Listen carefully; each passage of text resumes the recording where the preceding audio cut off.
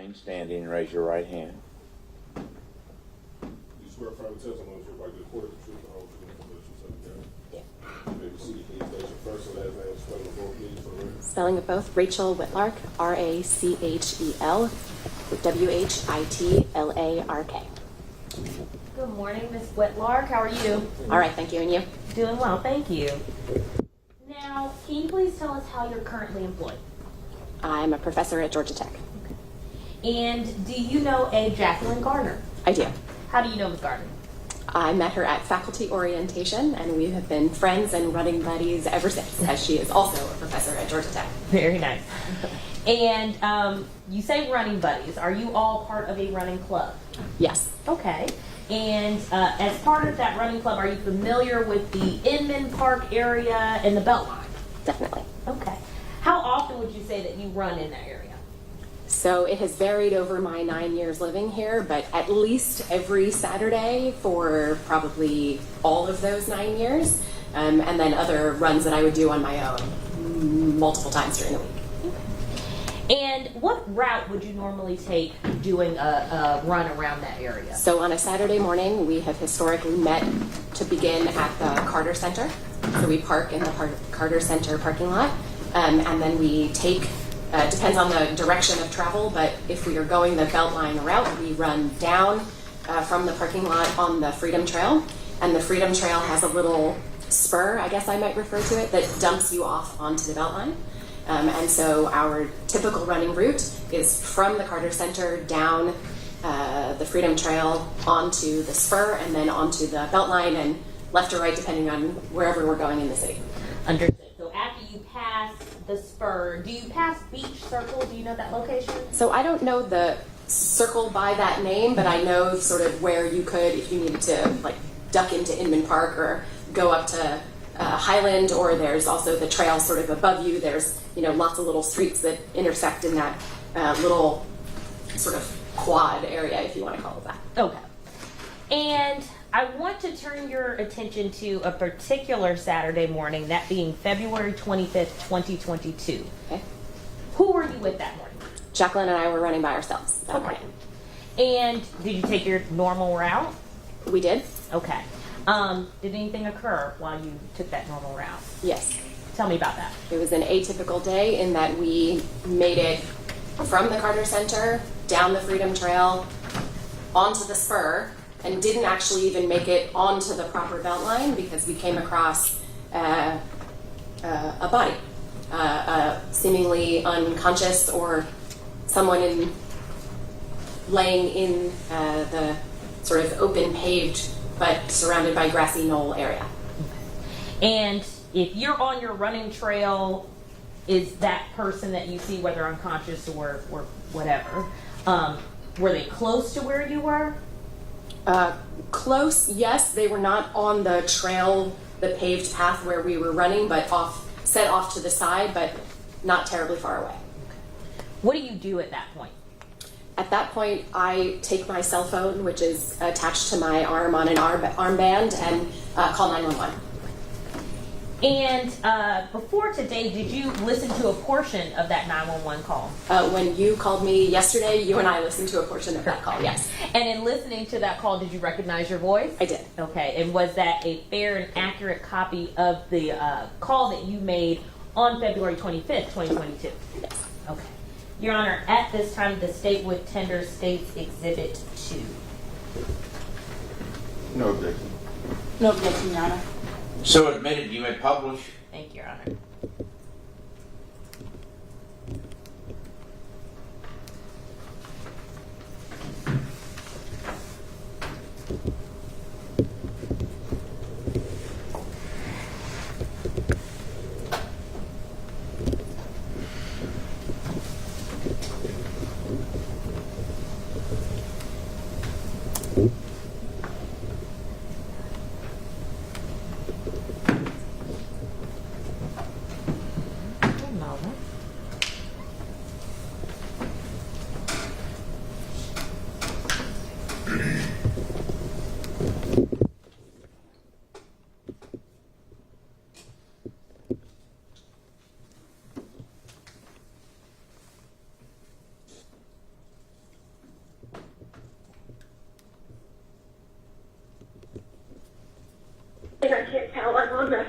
Freedom Trail Clerk. I apologize. I'll start that back from 0 seconds. Admin to 911 operator 790, what's the address of your emergency? Now, there's a person who looks to be either comatose or dead or something, I can't tell. I'm on the Freedom Trail Clerk that runs into the BeltLine, right off of Minden Park. There's a police officer, I think. No, it's just a traffic light. You said the Freedom Trail. How far are you from the big circle? From the beach circle, I don't know what that is, but let me tell you what the street is. Is it Bernina? Yes, I am. Is it Bernina and Elizabeth? It is Bernina, and what is the intersection here? It looks like Yes, it's ma'am. Bernina and Elizabeth. Okay. Is the person moving at all? Honestly, I didn't get close enough to see. I can't tell. Let me get the His ambulance. face is bloodied. Let me get the ambulance on the line. Hold on 1 second.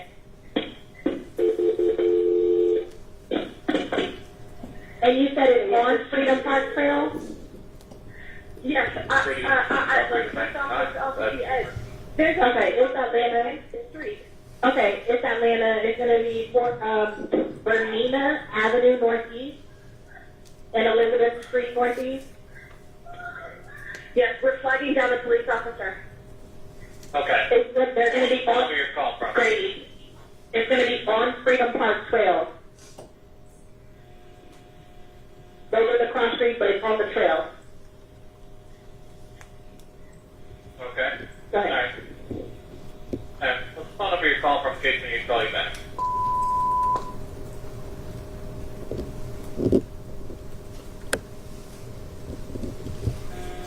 Great call. Good. All right, tell me exactly what happened. So I'm running with my friends. We just left the Carter Center, like the proper Carter Center, and we run down from the Carter Center onto the Freedom Trail, and we get on the BeltLine, the east side BeltLine, and we're running down the little connected spur, and there's a little sort of garden area off to the side, sort of in the woodsy area, and we just encountered this person who is sprawled out on their back with a bloody face, and we called you. And my friend just flagged an officer who is here with us. You got an officer there with you? Okay, I'm trying to get as much information as I can, okay? Okay, of course. I'm walking up with the officer as we speak. Okay. All right. Are you with that person now? With the officer, or I'm walking in that direction, yes. Okay. How old was that person? My estimate is about approximately 50, a white male. Okay. But his face is bloody, so I can't tell. And frankly, I'm not at that close, but I'm getting close. Okay. And was he awake? Doesn't appear to be. The police officer is approaching. He looks blue, so I'm going to guess no.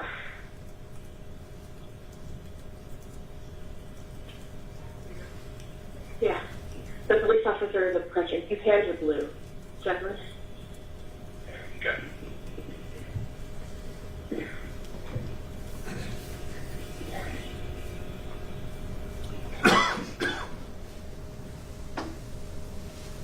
Ma'am, can you let the officer know that you do have Grady on the line so he can update us? If you're close to him. He's speaking in his intercom. Oh, so he's probably notifying us. Okay.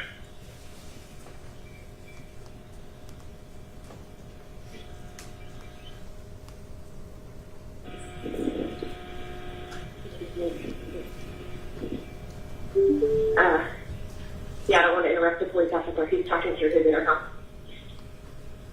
Okay. Okay, from what you can see, ma'am, does the male appear to be breathing? Like, is his chest moving at all like he's breathing? No, ma'am. It does not appear that he is. Okay. Okay. He is not responding to the officer. Okay. Were weapons involved or mentioned? I can't tell. Well, I'm just observing that his face is bloodied and his jeans appear to have blood on the leg. That's as far as I can see. I understand. Is there any serious bleeding? I'm sorry? No, I wououldn't describe it as serious. I would just say his face appears to have been involved in some sort of an altercation, and there's blood on the jean's leg, but the police officer has found the wallet, and there is no response.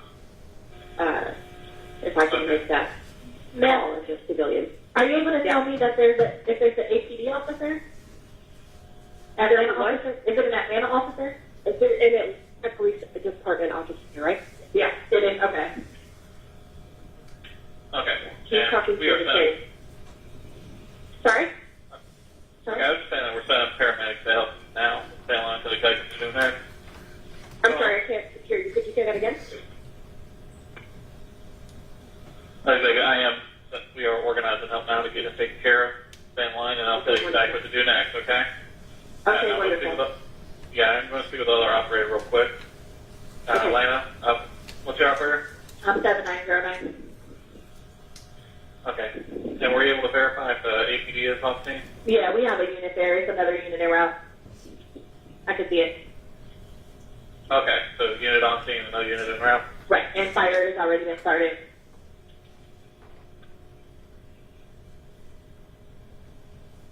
I appreciate that, ma'am. Great. And if I can, I'm sorry, just so you know, they did put it here. It looks like they have 901 notified as well, and it's a possible 48. okay. All right, I'm going to Give me a disconnect. second. Yes, ma'am. Okay.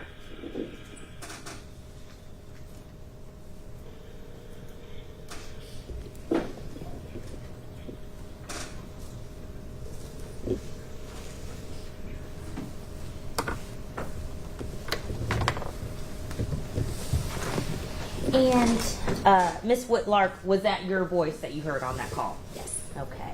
And in the beginning of that call, it sounds like we hear you running or moving from one location to another. Can you kind of just walk us through what was happening at that point? Sure. So where I had stopped, or where we had stopped, sort of proximate to the location of the body, was a good couple yards away from sort of the end of the street and from where the street signs are. It was probably 30 yards or something like that. So as you heard, as I was discussing with the operator asking me about the street intersections, I had to get physically close enough to find the street locations and see. I knew Elizabeth, but Benina is not a street name that stays in my mind, so I had to go and confirm those locations. And then Jacqueline had run, to flag down the police officer, so I had sort of followed her as I was on the phone, and then eventually made my way back up to the original location. So I was traversing that distance over the course of the call. Understood. And we hear that you are, walking the 911 operator over what you've seen, and that there's an officer there as well, as you've described. Did you provide your information to any Atlanta police officers on the scene as well? Yes. Subsequently to that initial officer that Jacqueline was able to flag down, other officers joined and eventually took our contact information and took, we conversed with them and they took our information. Understood. And after you had spoken to those officers, of course, made the 911 call, were you involved in any way with this case any further? So we continued on. Eventually, once the officers had said they didn't need any more information from us, you and I have conversed, I shall say, over the years, but in other ways now. Thank you. I don't have any further questions. Thank you. Thank you. When you happened upon Mr. Arnold and you found him to be unconscious and you called 911, how close did you get to Mr. Arnold? Closer than when I was standing or where we were running on the BeltLine, but I didn't get close enough to be able to touch anything that had gone on, or so I kept, to my mind, a respectable distance to be able to see, to be able to answer the operator's questions, but so moved from the trail closer, but not on top of. Okay. And from the time you initially made the 911 call and flagged down the officer. How long did it take for additional officers to show up? I would measure it in minutes. About how long? I'm hazarding a guess here, but I would say maybe a dozen minutes, something like that. Okay. 10, 15 minutes? Less Ish. than that? Ish. Probably not less, but maybe could have been a few more. And during that time, how many people had walked by in that area? Did you notice people walking by, coming down the hill or going up? So there had been, I recall having passed another couple who had been walking that morning, and at a certain point, a neighbor who had heard Jacqueline flagging down the officer walked toward the scene, but otherwise I remember no one else until the rest of the officers and the medical team arrived. Okay. No further questions. Thank you. Good morning. Good morning. How you doing? How many people would you say are in your running group? In the running group? Ooh. Frankly, I'm not part of the membership team, so I don't have access to those numbers. And based on the number of people who show up on any given weekend, my extrapolation would be maybe somewhere on the order of 30, but I can't really tell you who is an active participant because it comes and goes. It's the nature of a running group. It's not, hard and fast membership kind of thing. But typically, I guess, when you do meet up in those mornings with the running group, you'd say it's an average of about 30 people? No. That's the full membership group in terms of who shows up on any given Saturday. Somewhere between 6 and 12 would be my guess. But the morning in question, Jacqueline and I had not gone with the rest of the group. She and I were running ourselves. And you said you passed by some other people on the BeltLine. Now, typically, when you're on the BeltLine, do you notice that it can be busy? As the day progresses on a Saturday, absolutely it can be busy. But given how early this was, it's not the typical crowd you associate with the BeltLine. But as the day goes on, it picks up and more people come onto the BeltLine. Sure. Is that right? All right. I don't have any other questions. Thank you. May this witness be excused? Yes, Judge. May be excused. Thank you.